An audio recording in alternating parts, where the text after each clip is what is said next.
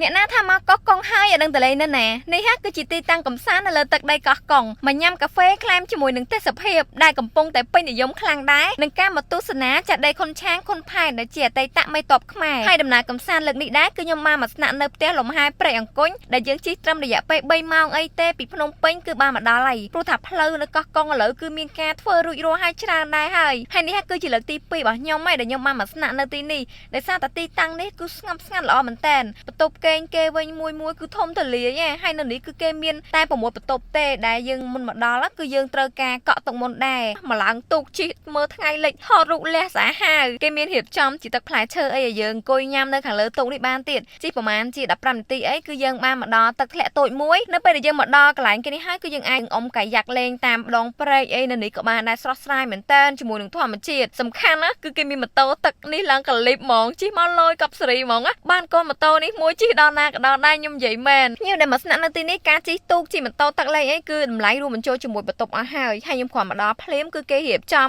គោឡើងភ្នំសម្រាប់អាហារពេលល្ងាចញ៉ាំឈៀលជាមួយនឹងបរិយាកាសមាត់ព្រែកបែបនេះអែមមែនតើដល់ថ្ងៃព្រឹកស្អែកបន្ទាប់ពីអាហារពេលព្រឹកហើយគឺយើងអាចមកអង្គុយលេងថតរូបបាញ់ព្រួយនៅខាងផ្ទះលំហែនេះទីនេះគឺគេមានទីធ្លានៅខាងក្រោយឲ្យភ្ញៀវអាចអង្គុយរីឡែកបានមកសប្បាយតែម្ដងយើងនឹងអញ្ចឹងស្ដាប់ឮតែសំឡេងសត្វយំទេគឺថាស្រស់ស្រាយមែនតើលេងដល់ថ្ងៃតិចគឺខ្ញុំចាប់ផ្ដើមឆែកអៅឡើងទៅលេងនៅក្រុងខេមរភូមិន្ទដែលឥឡូវដែរគឺគេកំពុងតែល្បីខ្លាំងមែនតើមកញ៉ាំកាហ្វេមើលថ្ងៃលិចស្រូបយកខ្យល់បរិយាកាសស្រស់ស្រាយចេញពីនឹងមកគឺយើងបន្តទៅលេងនៅត្រៃម្ខាងទៀតជិះប្រហែលជា10នាទីអីគឺយើងមកដល់តំបន់ទេសចរមួយទៀតហើយដែលជាចេតិយខុនឆាងខុនផែនដែលមានទីតាំងនៅជាប់នឹងមាត់ទឹកនឹងតែម្ដងមកដល់ទីនេះហើយមានអារម្មណ៍ថាចលខ្លាំងមែនតើត្រជាក់ស្រេបហ្មងទីនេះគឺជាទីតាំងទេសចរប្រវត្តិសាស្ត្រដែលល្បីល្បាញមែនតើនៅក្នុងទឹកដីកោះកុងយើងនឹងតែម្ដងចាហើយវីដេអូយើងក៏បានដល់ទីបញ្ចប់ហើយអរគុណសម្រាប់ការទស្សនាវីដេអូតាំងពីដើមដល់ចប់ជួបគ្នាវីដេអូក្រោយទៀតណាបាយបាយ